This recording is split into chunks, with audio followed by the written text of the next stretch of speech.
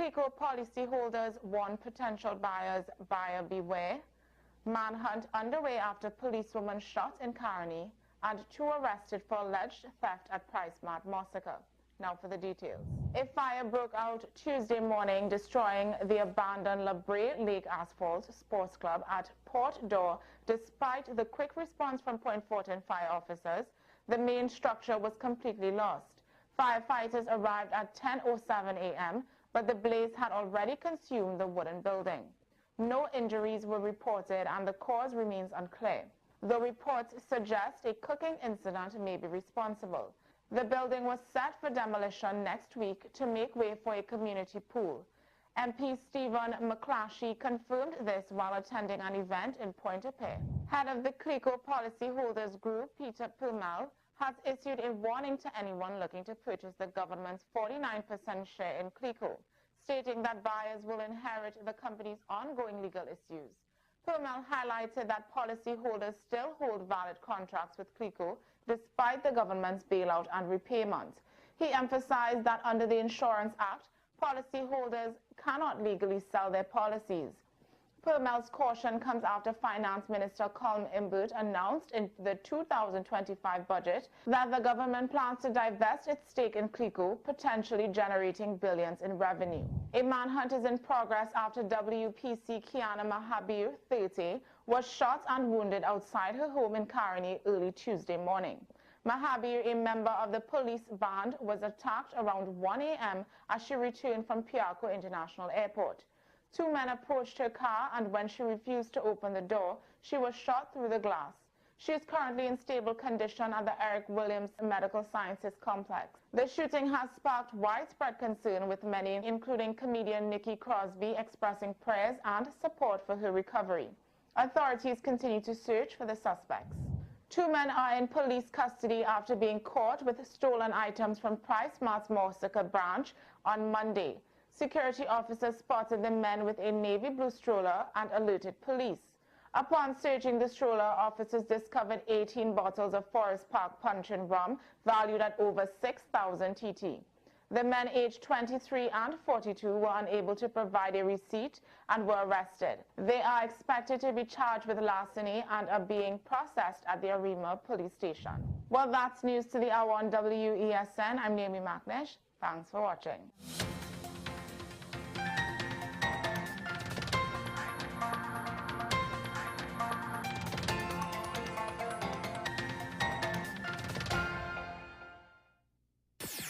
WESN.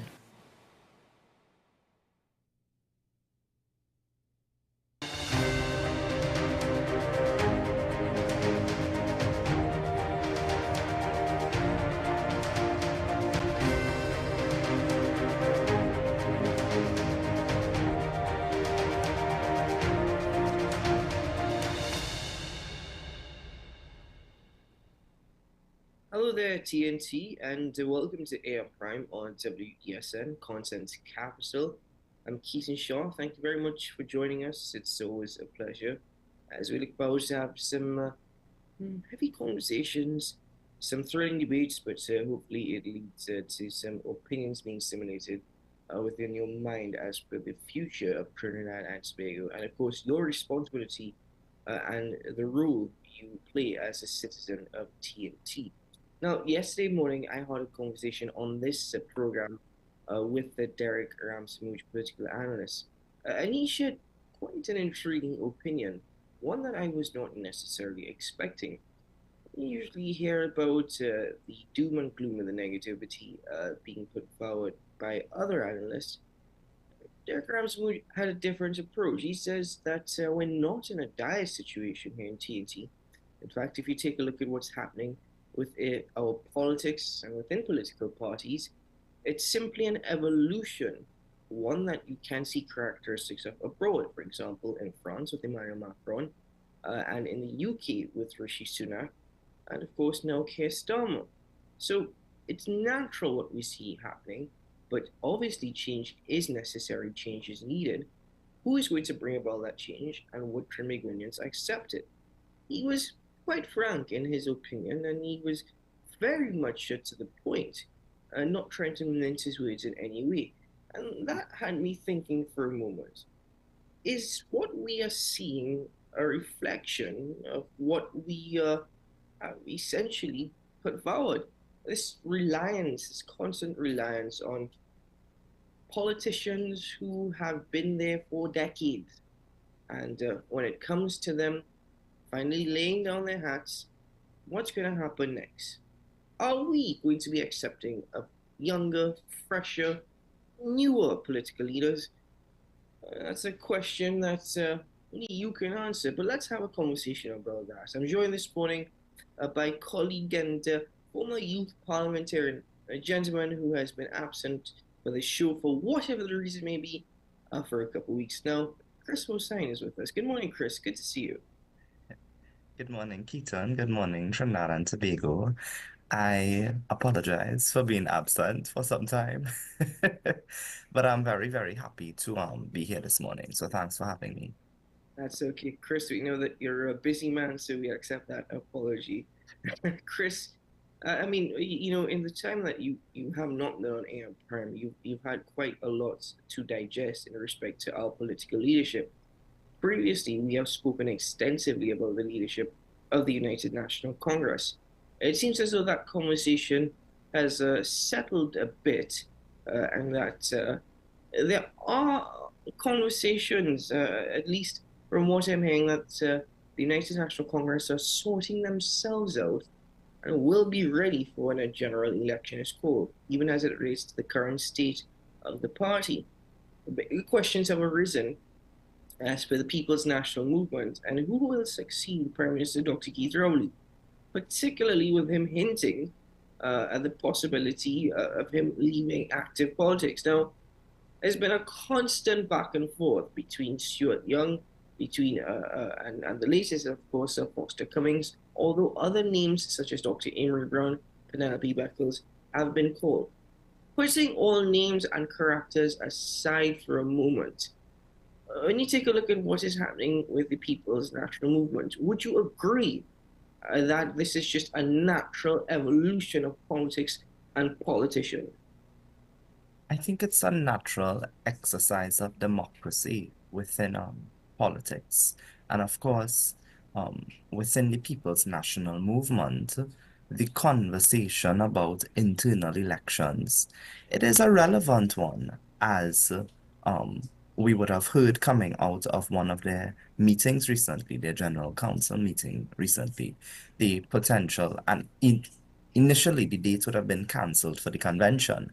Now we're hearing another date is going to be set. So I think leadership conversations in Trinidad and Tobago, whether it be political leadership conversation, whether it be an executive position leadership, because executive positions exist outside of the political leader, whether it be the prime minister, those conversations are always something that, whilst it may be due constitutionally, I think we, in the court of public opinion, we will give the appraisal based on how we see fit. The question of political leadership within the People's National Movement, as much as the conversation is happening, the reality is that constitutionally, the political leader's position is due in 2026. So this idea of the conversation that we're having as though it is next year or in the coming months is not one. And it's something I said consistently with the United National Congress, that the last internal election held by the UNC did not include the political leader. As a matter of fact, the political leader election for the UNC is actually due next year. So I think that is the conversation that we have diverted from. I think that's the more timely and more recent election actually coming up. But the question really lies in the generational gap or the transition of power within political parties. And we are identifying a bit of a struggle here in that transition. And I don't think the struggle is unhealthy, and I don't think it is unusual. I think it's absolutely normal. This is not the first time that it has happened, and I don't think it's the last time that it will happen. I think it's an exercise of democracy, and within that space, I hope, and I always caution all politicians who are, you know, existing within this space and participating, that you be responsible with it. Be extremely responsible because we don't know one of these persons can truly be the political leader. And I'll tell you something. As much as Trinidadians and Tobagonians may not always, because I believe the People's National Movement membership, registered membership, is almost 100,000. And I believe the UNC is about the same, or should be around the same. But let's just say it's around average 100,000. We're just using that figure. We know it's about 1.4, 1.5 million persons in this country. Then we know there's upward of 1 million persons in this country that are not party members, but we vote. We vote in elections. And so the internal or the primary process of a political party will have a huge impact, not just on who would potentially be the prime minister of this country, but also in terms of policy direction, in terms of messaging, well, communication, of course, and in terms of direction that this country goes. And so I've always heard the saying that the DNA of an organization takes on the DNA of its leader. And I think that our country takes on the DNA of our prime minister. And so the organization of, be it the PNM or the UNC, taking on its DNA of its political leader absolutely makes sense. And so that DNA transcends through the national landscape through a general election. If you are suggesting that this is a natural democratic process, one that is organic, of course, do you think that we have or we are making a mountain out of a molehill? Do you think that we are making this rather bigger than it actually is, for the sake of the fact that well, we do like a conversation that is very much full of bacchanal here in TNT. You know, you say bacchanal, and I view this as Trinbagonians are interested. I think we are interested in this transition of power. You know, I've said this on the show before. I credit Mrs. Prasad Bisessa, and I also equally credit Dr. Rowley. They have had a lengthy career in politics, and they have contributed to national development. I'm not here to discuss today the wars. I'm not here to discuss that. Maybe one day you could invite me on to discuss that. But they have contributed, and I think they have made their national contribution. But the political product that we have been offered has been for almost a decade the same. It has been the same. I remembered when Mrs. Prasad Bisessa would have won the election in 2010. Do you know where I was, Keaton? Not one Keaton, I clue. was right. Keaton, I was getting ready to write SCA. I went through the entire high school system, went through the entire university system. I did a diploma, I did a degree. So you know how many years I spent at university. I And actually snickered a bit because you and I were very much in similar positions. right, so you're saying so and so the political product did not change for me. And of course, the type of education that I was exposed to and the interest that I have and the conversations that I would like to hear, the reality is I am hearing it from a certain generation of politicians now. I'm hearing it from the Stuart Young, the Foster Cummins, the Faris Al-Rawi. I'm hearing it from the Anita Haynes. I'm hearing it from the Rushton Parry. Though I'm hearing it from the Penelope Beckles. I'm hearing it from the Marvin Gonzalez. I'm hearing it from the Dinesh Rambalis. I'm hearing it from those persons. And it's just so happened that they are of a different generation of leadership. And so we are interested in a new version of politics, perhaps. And I don't think it's a mountain of a molehead. I think we're just interested in charting a new course forward. You know, Trinidad and Tobago are very ambitious people, you know. You know, we say bacchanal, I think we're ambitious and we're interested in a very productive conversation. And I again caution Trinbagonians. Chris, We have an opportunity, hold on, we have an opportunity as to how we engage in this conversation and how we engage in this conversation moving forward. Is it going to be centered around Bacchanal like we used to, which got us, frankly, nowhere? Or are we going to have the conversations about the institutional building and the institutional reform that is needed for the country? And that the conversation that would interest the, I mean, we came out of a local government election, what, just last year? 30.34% would have been the lowest voter turnout in the past decade. And I agree that local government election usually sees a low voter turnout, but not that low. So we can deduce from that that Trinbagonians are a bit, uninterested. And so getting us more interested in the political process is always a great thing. And having a conversation around reforming your political party, I'm always here for that conversation. Chris, I need you to clarify something, and please correct me. You said that you don't think it's necessarily Bacchanal, but rather Trinbagonians being interested. And then near the end of your contribution just now, you said, I think we are supposed to get Trinbagonians more interested. Which is it? I mean, I'll tell you my opinion.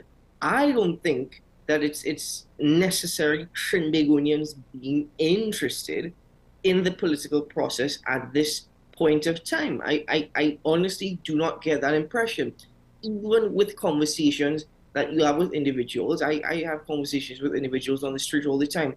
And it's often said to me, there's often individuals who are complaining. It's often individuals who are speaking about, what Trinidad used to be, what it is now. And you get the impression, okay, clearly he's going through a lot, but these individuals are constantly saying it's the PNM, it's UNC. They can't even tell me who is the political leader of the UNC, who are the members of the UNC. They can't even tell me who's the membership of the People's National Movement. They're not entirely sure which minister is who. They can't put names. And I'm just saying, we tend to complain a lot. Are we really interested in the political process in Trinidad and Tobago? I don't get that impression. Well, I did say that I caution us in the way that we engage in the conversation, that we stay away from the Bacchanal. So I just wanted to say that I caution us from doing that. But you're right. And that's why I mentioned the voter turnout, because we have seen a dwindling, even for general elections, a dwindling voter turnout. So you're absolutely correct that persons are not interested. So when I speak about the political parties reforms, because really, the change is going to come from the party. The change we want to see in this country is going to come from the grassroots of the party, of the political institution, because that is what is supposed to drive its policy making. That is what it's supposed to drive its vision. And so getting persons involved, improving your communication, which is what I just mentioned, improving your communication, improving your strategies, having a conversation that people are interested in. And it's not just one conversation. You're going to have very targeted policies and messages to hit different sectors of society, across generations, across income brackets, across academia. And that is something that I think happens or should happen within an internal election. Those are the conversations that I look forward to. To answer the question again, is it a mountain of a molehead? I don't think it is a mountain of a molehead. I think it's absolutely the right conversation that we should be having in this country. But we need to also be very careful in how we go about it. So let me put you on the spot now. If you take a look at both political institutions, established political institutions, because there are other political entities which have popped up and which are currently in the process of laying their platform in time for the next general election. But with the two main political parties currently representing Trinidad and Tobago in the House of Representatives, from those individuals there, whom do you think are the ones that can lead Trinidad and Tobago going forward? Who do you think are the ones that should be given every opportunity, whether it be by the political party or even by the people voting in TNT? Well, I think that's a very easy question to answer. Um, I think the likes of persons like Anita Haynes Allen, Rushton Parry, Dinesh Rambly, Saddam Hussein, I'm speaking about the UNC specifically right now, persons like Jayanti Lakshmi, persons like Vandana Mohit, I definitely think persons like that have a place in reforming the United National Congress in Trinidad and Tobago. Equally, with the People's National Movement, persons like Dr. Nayan Gadsby Dolly, Foster Cummins, Stuart Young, Faris Al-Rawi, persons like Penelope Beckles, Amory Brown, Marvin Gonzalez. I think they have Renuka Sagram Singh Suklal. I think they have a place in reforming Trinidad and Tobago. I would I just like think to the add level of to that, if you debate. don't mind. I'd like to add Shamfa Kujo's name to that mix as well. Let's talk about Shamfa Kujo, and I cannot believe I forgot Shamfa Kujo actually. Shamfa Kujo evolution in politics is something to be admired. I mean, Remarkable. we met Shamfa as just Shamfa Kujo. Now she's Mrs. Shamfa Kujo Lewis. And she has grown in the politics. The Shamfa we met in the Senate a couple of years ago. So the Shamfa today is somebody that is really has evolved and matured within the politics who I've really grown to like actually. And I think if I would like to see her actually, and I don't want to, when sometimes you throw all these names into the pool, they put a target on their back. But I would like to see her hold um a much more higher position within the political arm of the PNM. And I think she'll be able to do some good work, hopefully. The problem there is the seat of Tobago West, and maybe she's focused there because that's a hot seat come next election, given the political landscape of Tobago currently. I think I agree with you with most of the names that you called there, but it shows, though, Chris, that the individuals or the personalities already exist. Those are individuals that have already been exposed to the political electorate and individuals who have held some very high positions in TNT. You just called an array of government ministers and you just mentioned a list of opposition MPs.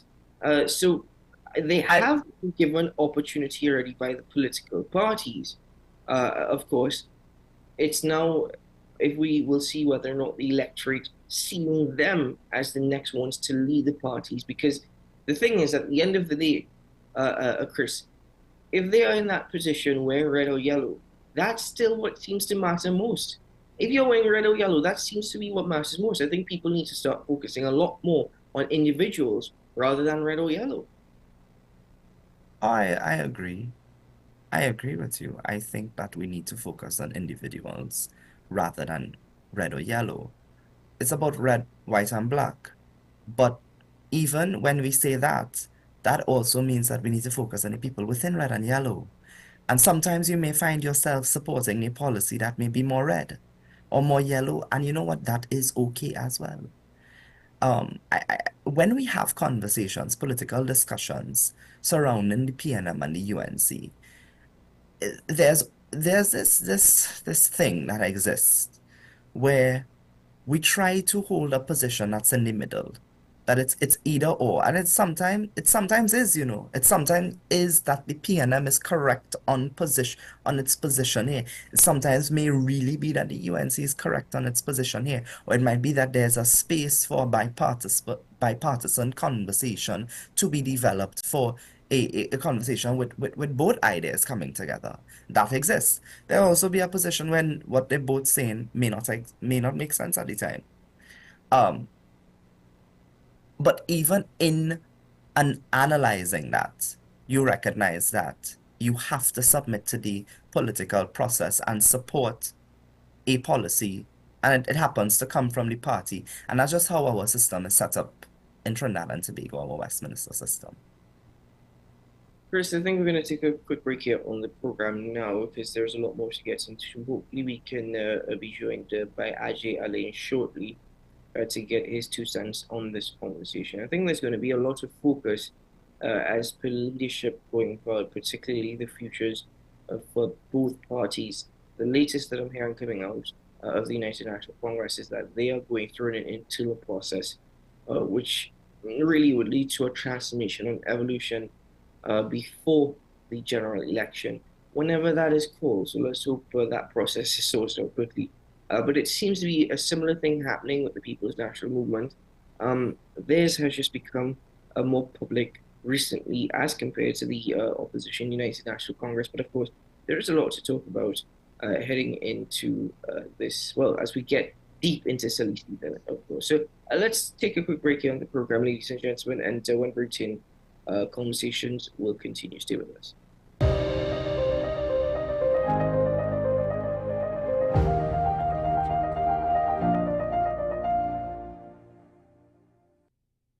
Transform your home with PCU Plus. From stylish furniture to the latest appliances, we have everything you need to create your perfect space. At PCU Plus, we offer fair prices and affordable financing options that are cheaper than hire purchase agreements. With convenient locations in San Fernando, Tobago, Arima, and our lifestyle showroom in Barataria, you're never far from the best deals. Visit PCU Plus today and discover why we're the top choice for quality furniture and appliances. PCU Plus. Quality you trust, prices you'll love. Visit one of our locations or find us online to start transforming your home today.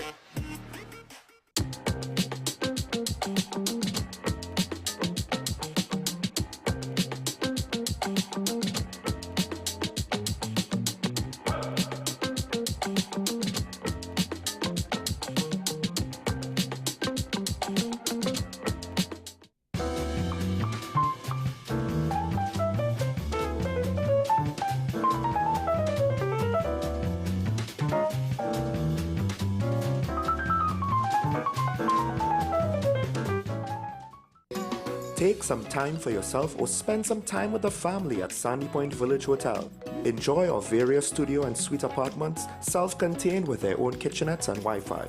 We also have our famous 100-foot swimming pool and our beachfront restaurant, the Steak and Lobster Grill. And our location in Crown Point puts us near the center of activity from the nylon pool to the local nightlife. Call us and make your reservations at 639-8533, 389-2378, or email us at sandypointvillagehotel@gmail.com. Knowing how to tell authentic is as easy as 1, 2, 3. Find it, match it, search it. Step 1. Find the style number on the tag. Step 2. Match the style number inside the jersey with the number on the tag. Step 3. Search it. A quick Google search of the style number will verify the jersey is authentic when the search results match the jersey being searched. Don't be fooled by counterfeit jerseys. Before you buy, remember to find it, match it, search it. Fan Zone, 2 locations nationwide. Center City Mall, Chaguanas, and Movietown, Port of Spain. Nationwide delivery available. Bill and Ruth fell in love with the Benjamin Moore color Dry Sage, but they tried to match it using another brand's paint. I mean, it's close enough. Almost identical, really.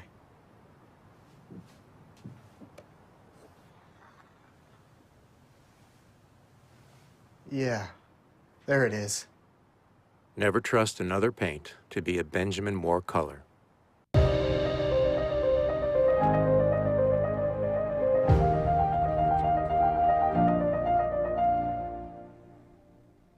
Welcome back to the program, ladies and gentlemen. Ajay Alain will be joining us shortly in the Zoom platform. In the meantime, let me just ask Chris, off air, having a conversation in respect to succession planning.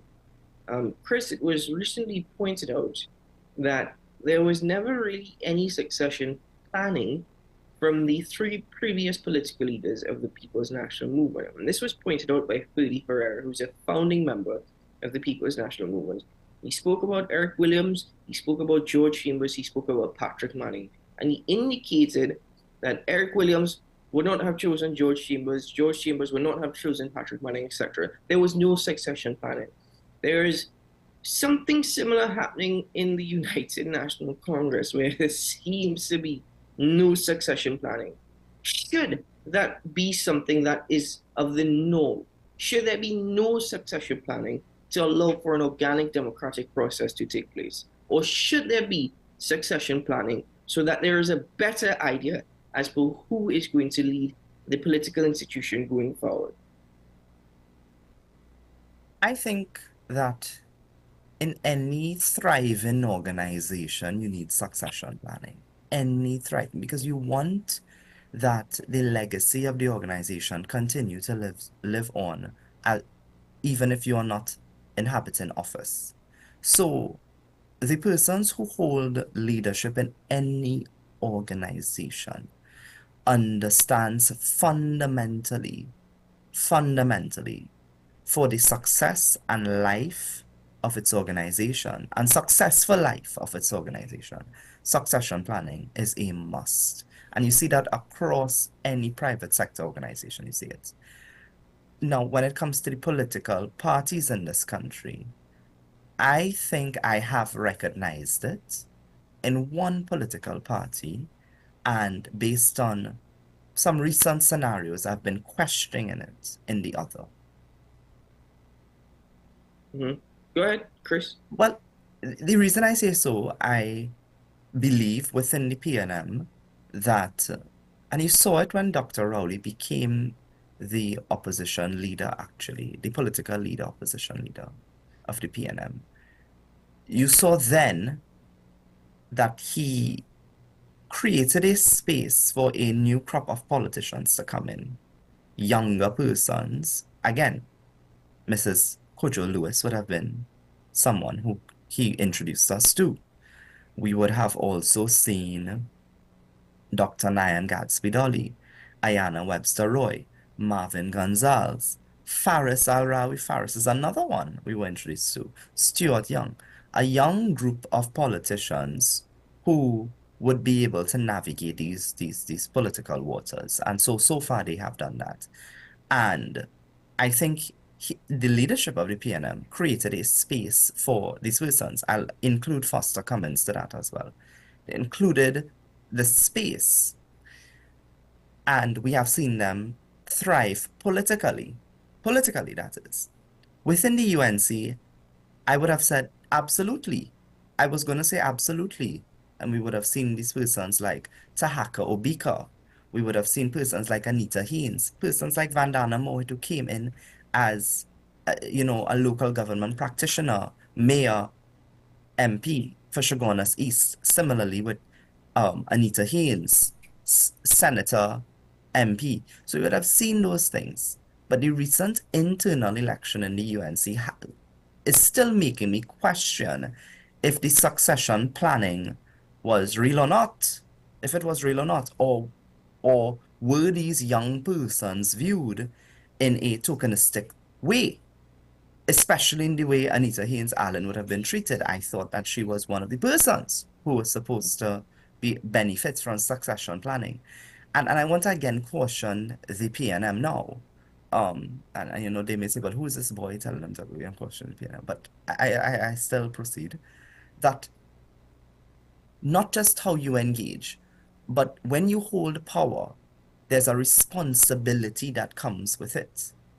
And so the constitution of both the United National Congress and the PNM, it is set up in a particular way, and the authors knew exactly what they were doing, in that the political leader's term and office, the term of office and election, does not run at the same time with the executive. And so you do not have an executive that is blindly loyal to the political leader. And so it is quite unusual. It's unusual. It is not undemocratic. I think it is unusual. I also think it's a bit irresponsible for a political leader, a sitting political leader, to come out in any internal election and endorse one team over the next. And the reason I say it is, so it's political leader is still a member and is well within their democratic right to have a say. However, I think it's irresponsible and unusual given the position of power they hold and the responsibility and impact and influence that comes with that office. And so whilst we look on in the PNM internal election that I think would be coming soon, and political leaders not due, GenSec is not due, and chairman is not due. Those three positions are due in 2026. Ironically, those two positions being held by individuals who are supposedly fighting it out for political leadership of the party. But you see, Keaton, supposedly, and we'll really only know that in 2026, right? But I hope that those three persons, especially the political leader, that they do not endorse any team. Let the will of your membership, let the members independently decide who they think would work in the best interests of the party. Not work in the best interests of you, in the best interests of the party. And I think that is why, with the United National Congress last internal election, while I respect the will of the members, I do think it was a bit unusual for the political leader to have come out and campaign the way that the political leader campaigned. And so I find that to be unusual. Oh, I am seeing someone's hand being raised, and I think Ajay Aline is with us now. Ajay, good morning. How are you? Yes, good morning, Keaton. Good morning, Chris. Interesting Ajay, time. if I may just ask you, in the words of a wise Tobagonian to the chief secretary, why were you late?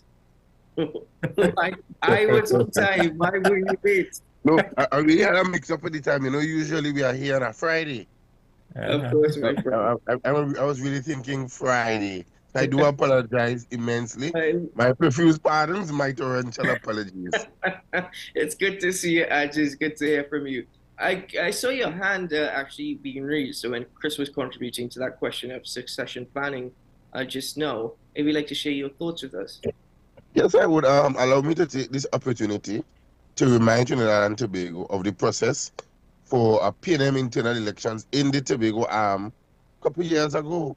I don't know how many of you all remember Mr. Kelvin Charles and how he was treated. And following the results of that elections, we had a political leader or deputy political leader Tobago arm of the PNM in Miss Davidson, who could not have become chief secretary. And then we saw the rise of the now Honorable Senator Ansel Dennis. We saw where that created a massive split in the PNM that they are still recovering from. We saw where persons endorse slates so much until we now have one be the leader of the IDA. And then we have the other being rewarded with a senatorial appointment. So I understand what Chris is saying in terms of succession planning and structure and how internal elections would go. But the PNM Tobago arm has already toppled that system, unfortunately. So let's see if that would filter across to Trinidad during the internals. Well, you're saying that structure through the PNM Tobago Council has been shattered. Could we see that with some guarantee? Do you think that the PNM Tobago arm themselves are going through a transformation following what took place just 4 years ago? I mean, I think they are still in the recovery phase because following the senatorial appointment of the Honorable Senator Dennis, we saw rumblings on the ground. People were saying where he came from, he's now come in the organization. There are more established persons here on the island in the council who have been in the vineyard for years. Why is such a quick ascent to such a high position in office? I mean, there are persons who wonder if it's another small tush. So you got that small tush as chief, is that going to get another small tush as senator? So, I mean, I understand the structure. I must respect the PNM for that.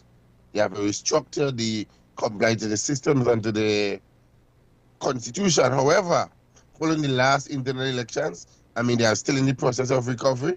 And the last senatorial appointment has created some shaking up in terms of how the system runs here on the island. Gentlemen, let me ask you, how much time is enough for a political institution to recover following a collapse, whatever that collapse may be, whether it be internally or whether it be through the results of an election? Ajay, let me start with you first. How much time is enough time for a political institution to recover? You see, I don't think there's a time limit to it. It's the ability to get back and get in touch with, one, your membership, and two, the electorate. And I think for me, that's all based on, one, the style and type of leader that you have. And compassionate leaders, tend to recover a lot faster over arrogant ones. And I'm not too sure if that is what's happening in the Tobago case. That's just my short contribution. Wow. Chris, what are your thoughts on in respect to response? Well, when we identify there is a recovery time or recovery period, we are actually identifying that something would have been destroyed. And we are recovering from whether it would be relationships, institutions, structure, machinery. There's something that would have been broken. And the purpose of going into this internal election is always to strengthen the institution.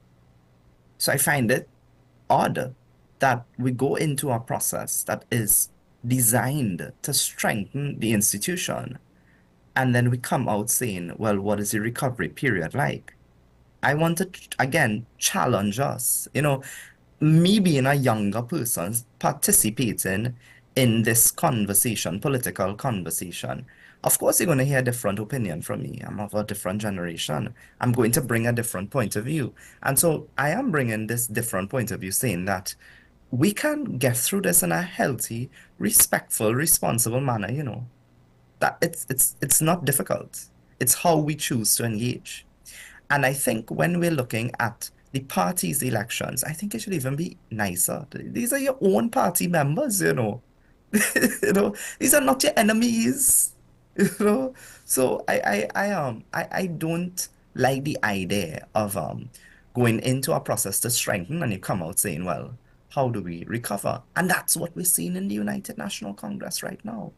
We saw some persons shifted, they almost kicked them out the parliament. If they could have, I assume they may have, right? Shift down the bench, I don't know what for, right? You're seeing, if you go on the UNC's YouTube page, I noticed, because I was looking to see everyone's contribution, and they posted almost everyone's contribution except the 5. I'm like, okay, y'all realize you have a general election next year, right? And the population is viewing. And the persons who are going to vote is not just the persons who voted for the star team in this internal election, it's the rest of Trinidad and Tobago that is voting. And so UNC politics needs to be completely different from PNM. You need to be speaking unity. So indeed you went through the internal process, be it as what it is today. We identified things were broken, which I don't really agree with, but that's what occurred. That's the observation. And so your process must be in recovery. You must be trying to unite and trying to build, trying to rebuild. And the addition politics is what UNC needs to focus on right now. Always bringing in more persons, more political parties, because they are in opposition for a reason. They don't have enough votes. The PNM, on the other hand, needs to ensure that they are always uniting the People's National Movement. Won't you make that argument, though, that People's National Movement, in respect to their public relations and their public image, have more often than not, I mean, taken into the last 3 weeks into consideration, there's heavy conversation about it, but more often than not, have actually showed a united front. Even if there's internal cracks, they have actually shown a level of unity. It was once said, I believe, by the Prime Minister himself, Dr. Keith Rowley, that the PNM has remained a strong political institution since its establishment. And that is just shown by the fact that it is a political party that can win an election on its own. Well, it comes down to your leadership, Keithan. It comes down to your leadership. And I would even say that the UNC used to have very good public relations and communication. And I think that period existed around 2018, 19, 17, 18, 19. And at that time, Anita Haynes would have been the PRO. And so we would have seen a different level. You would have, I'm sure you would have conducted numerous interviews and spoken with her before. And so you would have seen the line and length she would take in her communication and her ability to communicate with Trinidad and Tobago. I think similarly within the People's National Movement, the role of the PRO and even the role of the deputy political leaders outside of the political leader is clearly being utilized, and you see a clear, concise communication strategy. You would have even seen it in the budget. In the past maybe 2 to 3 budgets, we would have seen a common theme. There was a theme with all their MPs, all of their members of the government bench. You look at the opposition, and one I would question if they even caucus based on the level of debate I see. I sometimes you're seeing the speaker having to rule on what is it, RJ, help me with the repetition, the standing order for repetition. And it's odd. It's so you didn't know that the three of you all have the same point and that's not allowed. And so I think it comes down to your leadership within your party. And so that is why having conversations about it and strengthening institutions is a good one, it's a healthy one, it's a democratic one, it's a prudent one. I think we should always be having conversations like that. Actually, bringing you in now, we can't really speak too much to the Tobago People's Party because they are more or less a newly minted party. They're still very much young. I don't want to say immature, but very much young when it comes to the political landscape. However, in the short time that they've been around, do you think that they have actually portrayed as being different to the more established political institutions in respect to their public relations, their public imaging, even in respect to their politics that we have more or less grown accustomed to, at least within the last 10 to 15 years? Yeah, I think they have been doing a pretty good job in terms of how they communicate and the way they communicate. I know at times people might expect them to rush to respond to all other stuff, but the communication from them seems to be a little more well-planned, well-structured, and they would respond when necessary, if necessary. So you won't find everything that happens, you won't find us out there, or you won't find them putting out statements and press releases and that kind of stuff very often. But they tend to be a little more structured in the way they operate, and they're trying to be different. It may not be fully executed as yet, but they're making an effort to be different. I think the TPP, I want to get a little bite of that question as well. I think the TPP has proven that mature politics exists in new organizations. Mature politics can exist in new organizations. And they can exist with persons who are younger to the political landscape. I say so because the TPP would have gone through a democratic process recently with their internal elections. We didn't see this kind of warfare at all. This political warfare, we didn't see it. Not at all. I think they were very mature and dignified, and their members had their say. And that is what I'm looking forward to seeing more from in Trinidad. I just want to mention one thing though. As much as we discuss political leadership, there are again political leaders out there that I even question how they were elected into office, because Keaton, we had someone on the same show. RJ, you were here as well, and we asked that said person if there's a constitution that guides their party, so we'd be able to understand their term of office and how does the members hold them to account. And the person started to bluff. I'm sure you all remember that. Yeah, I very much remember that conversation and the individual involved. But can we add context to your response in respect to the TPP? The TPP's membership and even the party itself and its executive, it's not as established as other political institutions. I mean, I would like to agree with your comments about mature politics, even when it comes to freshly minted politicians. But their membership is not as large, and their executive membership is nothing compared to other political institutions. So could we say that with a level of certainty? We still have to wait for how the party and its politics evolves before making concrete statements like that. Not that I hope for it to be anything bad, not that I want for it to be anything negative, but isn't it too premature at this particular point to make certain comments in respect to the TPP? Yes, Keaton, I would agree with you here in terms of it's a new organization.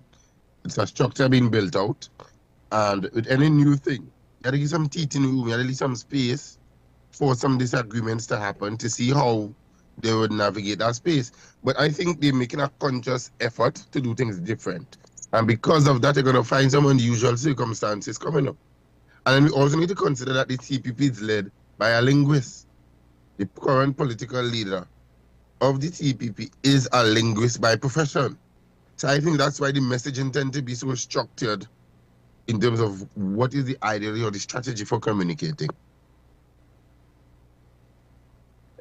I would even say that, again, going back to what I said earlier on, the organization takes on the DNA of its leader. Very early in the internal election in the TPP, Farley would have indicated to the members, his members, the TPP members, that he expect all of them to be responsible. He even urged every member to run for position. And we would have seen a number of persons running on that would have been on the ticket.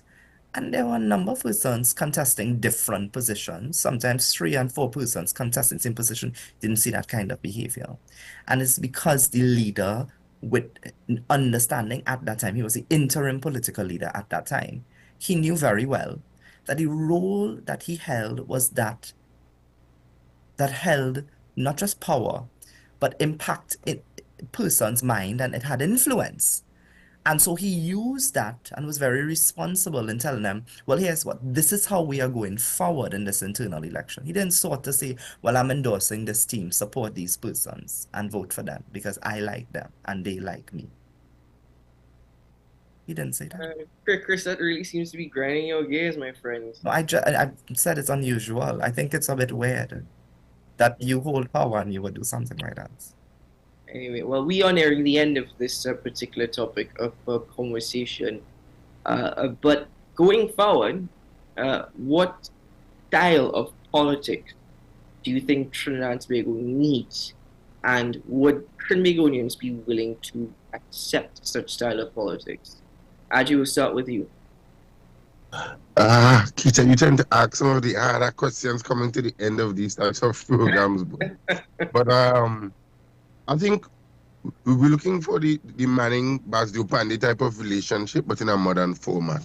One where we have leaders who are not afraid to have a conversation for the better of the people and not just engage in the bacchanal politics or the back and forth banter.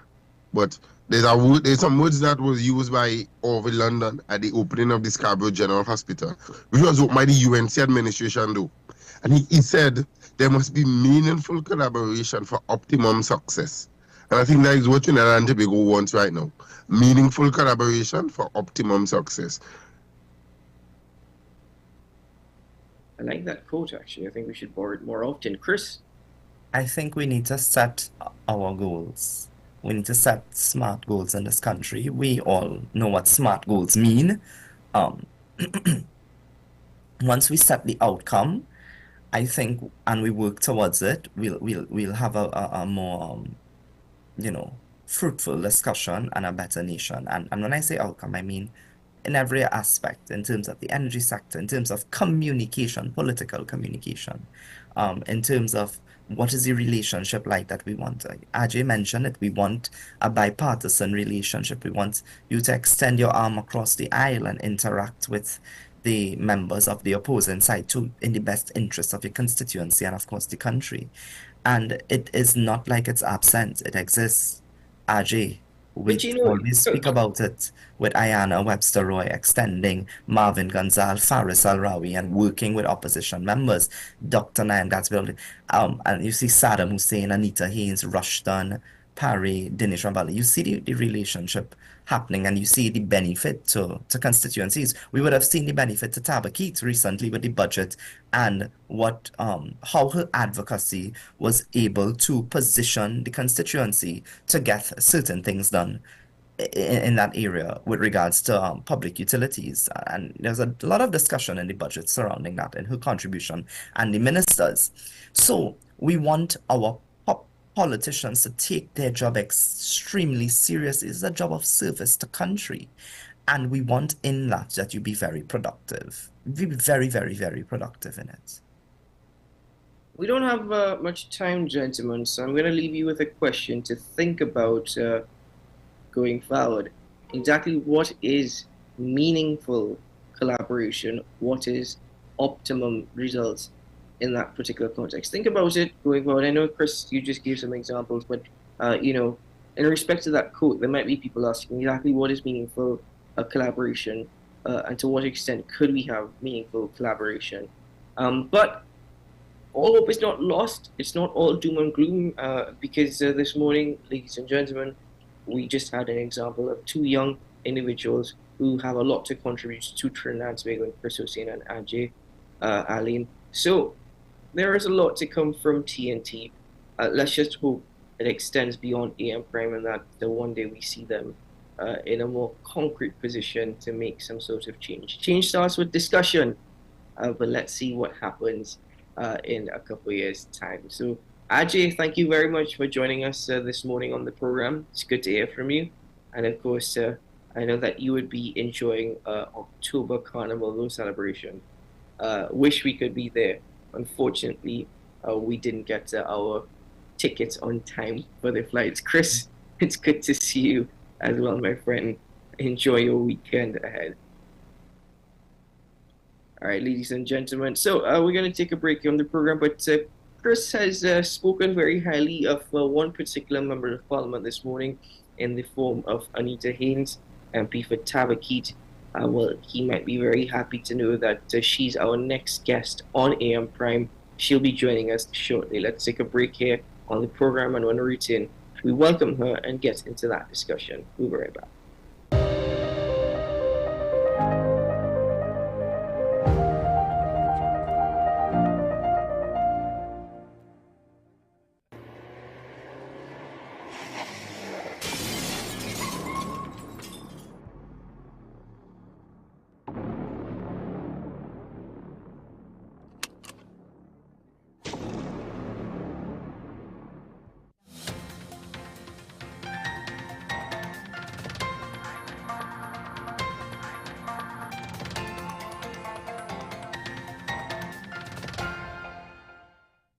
Here is your WESN News on the hour. I'm Naomi McNish.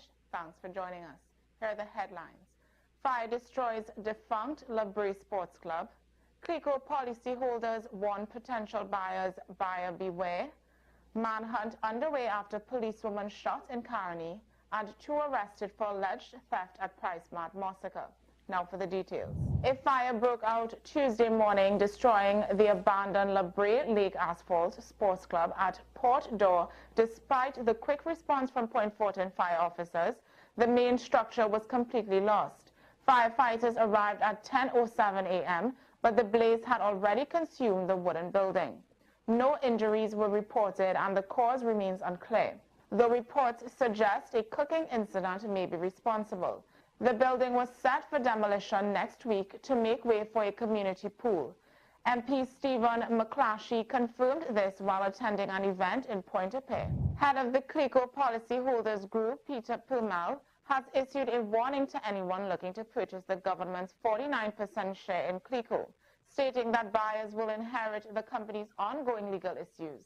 Purmel highlighted that policyholders still hold valid contracts with Clico despite the government's bailout and repayment. He emphasized that under the Insurance Act, policyholders cannot legally sell their policies. Purmel's caution comes after Finance Minister Colm Imbert announced in the 2025 budget that the government plans to divest its stake in Clico, potentially generating billions in revenue. A manhunt is in progress after WPC Kiana Mahabir, 30, was shot and wounded outside her home in Caroni early Tuesday morning. Mahabir, a member of the police band, was attacked around 1 a.m. as she returned from Piarco International Airport. 2 men approached her car, and when she refused to open the door, she was shot through the glass. She is currently in stable condition at the Eric Williams Medical Sciences Complex. The shooting has sparked widespread concern, with many, including comedian Nikki Crosby, expressing prayers and support for her recovery. Authorities continue to search for the suspects. 2 men are in police custody after being caught with stolen items from Price Mart's Massacre branch on Monday. Security officers spotted the men with a navy blue stroller and alerted police.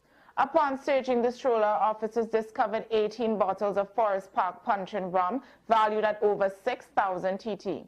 The men aged 23 and 42 were unable to provide a receipt and were arrested. They are expected to be charged with larceny and are being processed at the Arima police station. Well, that's news to the hour on WESN. I'm Naomi McNish. Thanks for watching.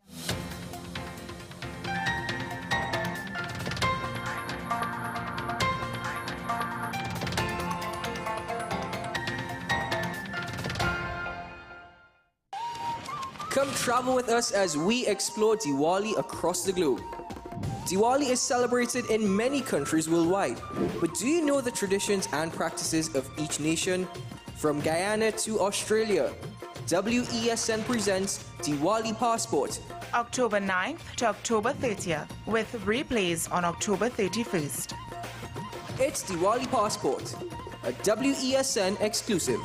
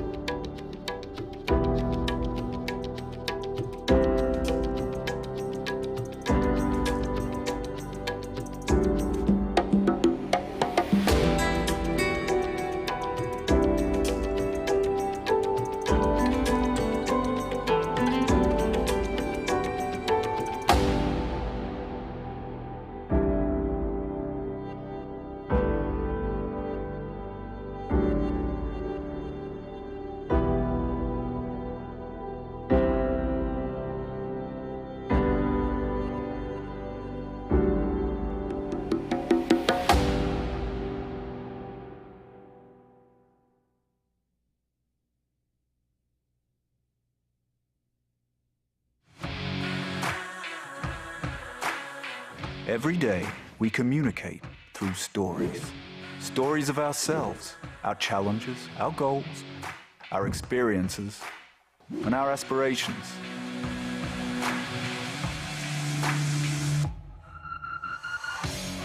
Storytelling is an art that we have mastered. WESN Film Studios comprises a collaborative team of experts with extensive industry experience locally, regionally, and internationally.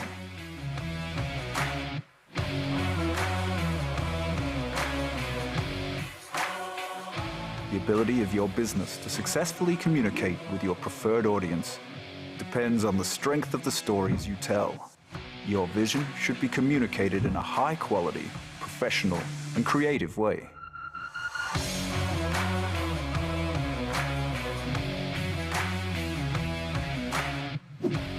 From concept to post-production, advertising to film, multi-camera productions, live events, streaming, and virtual conferencing, we are WESN Film Studio.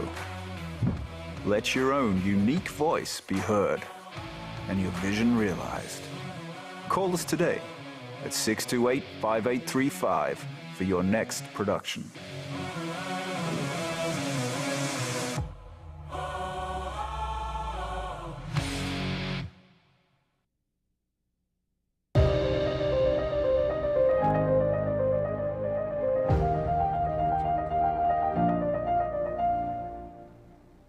Welcome back to the program, ladies and gentlemen. Thanks for being with us this morning. So there are times that I have been critical of the Fourth Estate in TNT, and that's even being critical of myself at times, and giving constructive criticism, not necessarily speaking ill, but more so a level of constructive criticism.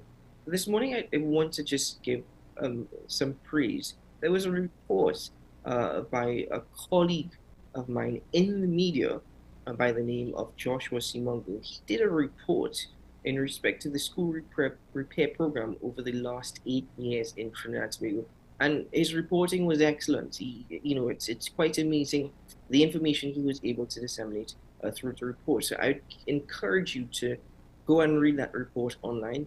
It's entitled "Billions of Dollars for School Repairs Program in 8 Years." Simply just Google that. You would get the opportunity to read the article in detail and in full. But we are touching on that topic this morning because according to Mr. Simongo, his calculations suggest that between fiscal years 2016 to 2023, more than $2.3 billion was allocated by the government on projects in respect to repair or construction of primary and secondary schools. He also noted that there are 453 primary schools in TNT and 125 secondary schools. He said, based on the estimate of $287.5 million allocated by the government in this year's budget for school repairs and construction, If you were to calculate it based on the number of schools total, that is primary and secondary schools in the country, and between 2016 and 2023, each schools should have received $3.5 million in some form of repairs or construction. There has been a defense by the Minister of Education over the school repairs program. Even this morning, there's an article speaking about schools that remain closed, some that have been demolished, and still cannot find some level of home, established institution for students to return to. Let me speak to MP Haynes Alain this morning, who joins us on the program. She's also the Shadow Minister of Education. Good morning, MP, and thank you for joining us on the program. Good morning. Thank you for having me. Now, as I mentioned, the calculation, according to one colleague in the media, suggests that between 2016 and 2023, each school should have received at least $3.5 million in some form of repairs or construction. Minister of Education has defended the school repair program. Do you believe that the government has done adequate or sufficient in recognizing the state of our schools and how schools are functioning? Do you think that they have met with their obligations as a government to deal with such? Keaton, you know me, and you know I'm not a person to exaggerate. And so when I say absolutely not here, I hope that your viewers understand that this is from the most fair place possible. It isn't that for me, in my recent response to the budget, I made it clear a lot of these things, we have to be able to rise above our party politics and take a look at things as they are and report accurately and fairly to the public. And the minister's defense of not just her record, but a record that predates her in the Ministry of Education, because we're looking at what is it, an 8-year tenure. It is fairly and objectively something that has not been met when you look at school infrastructure. And our system, our bureaucratic system of governance has made it all so cumbersome that it is very difficult to deliver properly and in a timely fashion.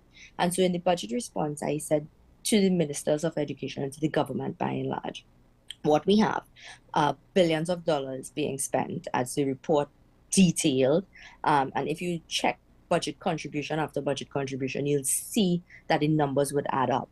So you have allocations being made. The releases will be far less over time.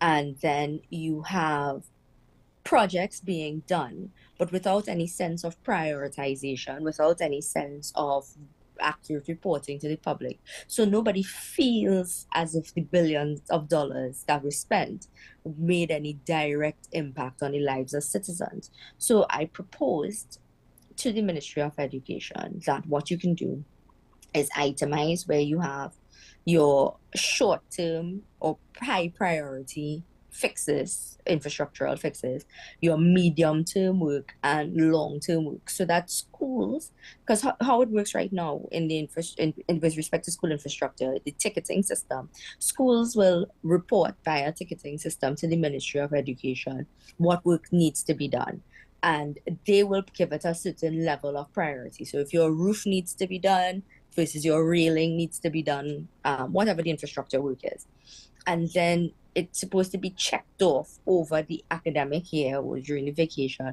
what was done. And so you have schools waiting for the roof to be fixed, for example, and each passing year that problem gets worse. And so with each passing year, that not only does the problem get worse, it gets more expensive. So this inability to get things done in a efficient and timely manner creates more expensive problems in the long run. The inefficiency of the Ministry of Education to quickly respond to the needs of the school again creates a more expensive problem. And then the inability of the ministry to report. So it's not good enough for the minister to say, well, we've done a good job managing school repairs. What you're supposed to do is match the detail in the report, which is to itemize what repairs were done, what repairs are still waiting to be done, what you intend to do, and how quickly you intend to do it. Now, the public, I think, will understand that once emergency works come into play, that's a different issue. And that while you may set out to meet certain targets, it is possible that all targets will not be met. But you have to be able to give us a percentage of the targets that you've met so that we can judge accurately. You can't just say we've done well. And those of us who are in the public domain taking a look at schools like Mount Hope Secondary, schools like St. George's, parents protesting outside of schools, children still going to school in community centers. Princestown Presbyterian too, they've not had their full space yet. I've had in my own school, the Happy Hill Hindu School, having a roof issue. I mean, we've seen it and it's our lived reality. So when I say the ministry absolutely has not met with its mandate, I really do so from a very fair space. And if the minister was being taking the accountability issues into consideration, she would have to agree with me as well. And Angeline, you would have been in Parliament when the minister was defending the Standing Finance Committee, really debating the allocation towards the Minister of Education. A part of that is where the Minister of Education explained that there were several school repairs being launched as part of emergency refurbishment works. And there was one particular line item where there was 19 million allocated for special projects.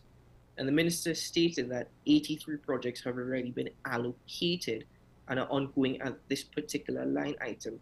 Were any details shared in respect to what these special projects were on and exactly what is the overall allocation in respect to the emergency refurbishment works? Yes, the minister was responding to a question from me. Now, with the Standing Finance Committee, Ministry of Education came on the 50, and usually we would accept that some of the answers will come in writing after. So with the details of the school repairs, I have an undertaking from the minister that we'll get that in writing. So how it would work is that the ministry has a little time to prepare. The budget debate recently wrapped in the Senate. I believe it was yesterday. And so we'll get all of these additional documents over the next 2 weeks or so. And how I use my documents, the information that we get in writing, the details about urgent school repairs, the details about special projects, etc. We utilize that to then ask further questions in Parliament. So I think that will form a major part of the discussion over the next coming months, and certainly as we look to start the start of a new school term in January, looking at those questions. So at this moment, no, I don't have any further details, but within the next couple of weeks, I should. In respect to the government's position of emergency refurbishment works, do you think that the government, are you satisfied with the government's approach, given that there were a number of items which were earmarked fiscal 2023 that have now been pushed forward? Is there a level of understanding that simply the revenue streams that the government once had access to are not existing or not in existence anymore, so that we have to be a bit more patient with the government taking up these refurbishment projects? No, well, in this instance, no, because what we're seeing is that money has been spent, right? We're not seeing a reduction in the allocation. We're not seeing a reduction in the amount of money going to the ministry. Perhaps we could say cost of materials, but that aside, it is not a resource problem in this instance. It's not a question of we have less and we have to make things stretch. This is clearly a management problem. It is a question of how do you prioritize, how quickly you get the work done off the ground. Because as I stated earlier, the longer you leave a problem, the more expensive the problem gets. So you aren't being fiscally responsible. You aren't, managing scarce resources by leaving a school with a roofing problem for 3 years. Because if you could have fixed it for 100,000 this year, you're going to be able to have to fix it for $1 million in 3 years. You didn't save anything. You actually just made it more expensive for yourself. And so it is not a resource problem. This is a management problem. This is that we have been utilizing the same process of how we allocate resources, and not just how we allocate it, but how quickly the resources are released to fix schools. We've been utilizing the same system for years, and it just does not work as you have right now. I mean, this is not, I think the Minister of Education said it herself, and she said it as a defense, but when you hold the position, you really can't defend that space now. That the issue of school repairs is nothing new in Trinidad, and you typically would always hear at the end of the July-August vacation, which schools were to open, etc. And again, in my budget contribution, I made a very clear point saying that if once you're in the system, your job is not to get comfortable in an inefficient system. Your job is to fix the inefficiencies in the system so it works better for the citizen. And so, yes, this has been an ongoing problem, but you hold the reins of power now. You hold the one chance we have to fix it at this moment. So with school repairs, it is not a resource problem. The money has been allocated. The money is there. The money can be released for this. If we did it in an efficient manner, we would be spending far less. But the inefficiencies in our system makes it a more expensive problem as we go along. How do you propose that the government now identifies what are the most critical in respect to repairs that are needed to schools? Because my understanding is the majority of schools are in need of repair or refurbishment. There are some schools of which a new school has been built, but because of issues with the contractor and not being able to pay the contractor, at least that's what I've heard, schools have not been able to move into those new facilities and are still in the old existing facilities. How do you propose now the government, deals with the most critical? How do they identify the most critical going forward? They have, like I said, they have the information. So it's not to say that a question of data collection needs to take place here. The schools would have been sending in religiously what their issues are. Right now, again, the ministry needs to set up a metric whereby you utilize the engineers, utilize MTS who does the school repairs, and sit with all the stakeholders, your tutor, etc., and identify using a pre-established metric, whether it be potential for the school to be shut down, use, safety. You identify the metric, and from an established metric, you can create a priority listing. And once you have that priority listing, you start to work deliberately through that list. I mean, it's not going to be easy. It is working together with all the key stakeholders, but you really need to see some kind of deliberate political will in getting the act together. What we have right now instead is saying that all is well and we fixed 100 schools and we have 100 more to go. You see, you have to be more deliberate and more detailed in your actions.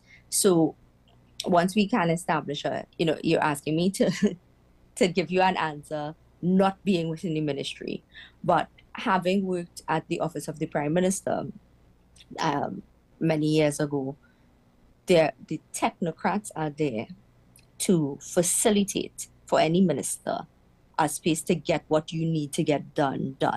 And it is possible for the metrics to be created, and it is possible for the country to be given a list of what are the priority schools to be fixed, where we have the emergency upgrade versus the short-term fixes and the medium-term fixes. And once we create a proper reporting system, each school would know, okay, maybe I will not be targeted in this fiscal year, or I won't be targeted in this fiscal year, but by the second quarter of fiscal 2026, we would be listed to have this work done. So it's not always guesswork and fingers crossed hoping that your school is on a list. And once you move to that, again, accountability measure, you would create a more trust in the system that will allow for us to move in a better direction. I know you're not in the ministry. I should say it's always good to know if you have an opinion on these things. Yes. But my final question to you in respect to this particular topic is that there were issues with the Education Facilities Company Limited. There was an emergency meeting that was held with then Attorney General Paris Arawi with the board members of EFCL. Subsequently, the process for shutting down EFCL commenced. Not much further on that part. The responsibilities of the Education Facility Company Limited was handed over to MTS. Correct. Since then, and this is in 2021, MTS has spoken out. I believe its CEO has spoken out, Mr. Leonard Stratton, indicating that they themselves did not have the necessary funding. They didn't have enough funds to meet their obligations to deal with the responsibilities of the school repair program. It seems as though the impression that I'm getting is that the system is completely broken. If even the company that was handling the responsibilities have publicly stated, we don't have the money, you know? So the thing is, MP and Zaleen, there is no sense of direction. There is no sense of understanding as to where we are going in respect to this particular program. We're just leveraging on a sense of hope at this particular point. Mm-hmm. Absolutely. I mean, you're correct when you say that there is no sense of direction. And that's why I was really deliberate in my budget response to say it is clear to us as citizens that the system is broken. There are no, we're not guessing, we're not being hyperbolic. It is a broken system. There are persons who are charged with the system right now. And your job is not to make an excuse. Your job is to fix the things that you're seeing going wrong. And if it is that you have EFCL and there were issues with EFCL, and you simply transfer it to a new company without changing the things that were going wrong, you did not fix anything. You just renamed it. You just replaced it with something else. If you're looking at the infrastructure repair works and you're seeing that hundreds of millions of dollars is seeming as if it's not a drop in the bucket, and you're making an argument about aging infrastructure and whatnot. But then you take a look at, by and large, the schools that are run by the boards, right? The schools that are run by various religious boards, etc. And you see those schools being able to maintain a standard of infrastructure that is higher than the government schools. Then there's a lesson there, right? There's a lesson there for the government in terms of how do you approach maintenance. Last year, in the fiscal 2024 budget, there was a proposal by the Minister of Finance that allowed for an Adopt a School program, where corporate Trinidad and Tobago will be able to adopt a school and benefit from certain tax incentives. And in that adopting a school, you assist with things like school repairs, you assist in bringing the school, bringing a sense of school spirit, etc. And you would assist with infrastructural development, that sort of thing. That came and went. No idea if any school was adopted. And so they didn't channel a way to get more resources into the school system that would not be subjected to the same level of bureaucracy that you face in the public sector, because it's coming from private sector. And so you saw an idea that perhaps could work given the right environment, and then you did nothing with it. And so now we're entering 2025 with the same problems. And so there are ways, as I say to Trinidad and Tobago always, there are ways for our problems to be fixed. Our problems are not insurmountable. Certainly things like school infrastructure that are brick and mortar problems, they are supposed to be the least troubling of our issues in terms of the school system. One day we'll have to get into a conversation about curriculum development and whether or not the children who are going into these schools are learning things that when they come out, they are not just employable, but they can create opportunities for themselves in the world that they will enter. Those, I think, are the more challenging issues facing our education sector. But the government seems to be very stumped on brick and mortar issues. And while we're there, we're not able to move our education system forward. Boy, oh boy, do I have to make time for that conversation, because I know it's going to take some time. Yes. When it does happen. MP Ian Talley, thank you very much for joining us on the program this morning. Thank you very much for your time, and also for giving us a sense of exactly what is taking place. All the very best to you. Thank you. Thanks again for having me, and have a great day. You too. All the very best. Bye-bye. Well, ladies and gentlemen, MP Anita Haynes-Allen, who happens to also be the Shadow Minister of Education, joining us on the program this morning. The Minister of Education, as well as the Minister of Finance, has spoken favorably in the school repairs program. To a certain extent, one can argue that they have defended the program. But at this point, ladies and gentlemen, the reality from what I have seen and from what I am hearing, because we do receive calls from the public, and there are a couple instances where I have gone to schools and I'm seeing the level of disrepair. It does not always translate to what is being told. It is incredible, disheartening, and saddening at times, but hopefully, the Ministry of Education can help to resolve these issues. Hopefully, they can, let's just hope for the best at this point, ladies and gentlemen. Anyway, that's it for the program. Thank you very much to my guests for joining us. Ladies and gentlemen, if you would like to contribute to AM Prime or to the discussion at all, you can reach out to us at amprimewesn@gmail.com. Feel free to reach out at any time. And we do receive calls from our viewership, so thank you very much for your continued support, your constructive criticism, and even your suggestions in terms of topics of discussion. So you can also call WESN 628-5835. Reach out to us. We'd love to hear from you. Shoot us an email, and we would definitely respond to you. But to my team in studio this morning, and Ryan Gomez, Burke, and Mile Wood, thank you very much for your continued hard work in ensuring that AM Prime goes live.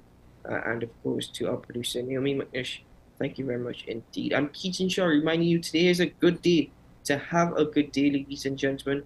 Stay safe as best as possible. Please be very cautious. If you were extremely cautious before, you have to be twice as much now.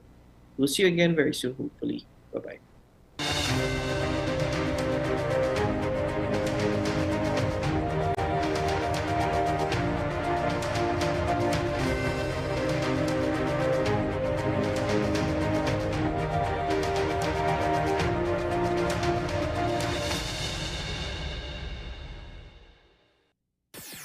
WESN.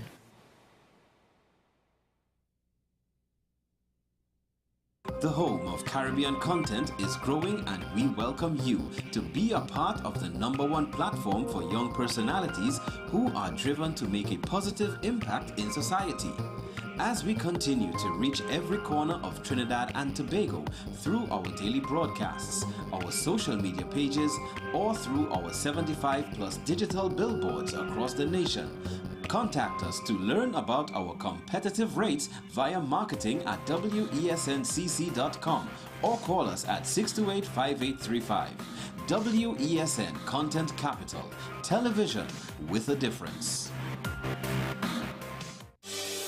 Join me, Dr. Nalini Kokram, on What's Up Doc, where we discuss all your burning questions concerning health. Trinidad and Tobago is among one of the highest risk group of patients that develop this form of genetic breast cancer. What I'd like to take home from a short interview like this is screening. You must screen. Because it's silent. It's silent. Yeah. And because it's silent, you don't know it's there. What's Up Doc, every Tuesday and Thursday on WESN, Content Capital. Folks, we're back and better than ever. Your show have always appeared to be a show that is focused on going to the cause or looking to the cause. We hardly ever talk about the white collar crime though. We always talk about the ones that involve more as physical violence against individuals. The citizens will only measure transmission when water starts to flow through their taps. The Constitution doesn't talk about local election. Contract mafia that's responsible for looting the country and they own and operate these politicians. So if you are running a country and you can't say nothing as a prime minister, please take up your bag and go. It is not comparative to the murder figures, but it is in fact very high. I believe he's protecting certain individuals.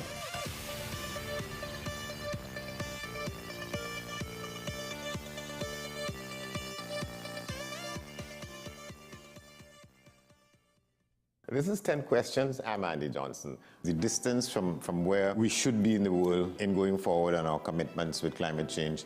The effects of climate change that cannot be accounted for, it's called loss and damage, and we're seeing loss and damage happening so much more in this decade and the previous decade. The principal term there was this question of the correspondent banking issues.